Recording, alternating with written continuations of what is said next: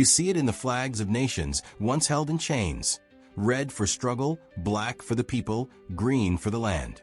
You see it in the seal of Ghana, where a lone black star rises from the center, shining over a continent that once cried for unity.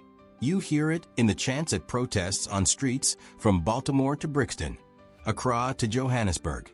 Africa for the Africans. Power to the people. You feel it in the heartbeat of movements born long after Garvey's death.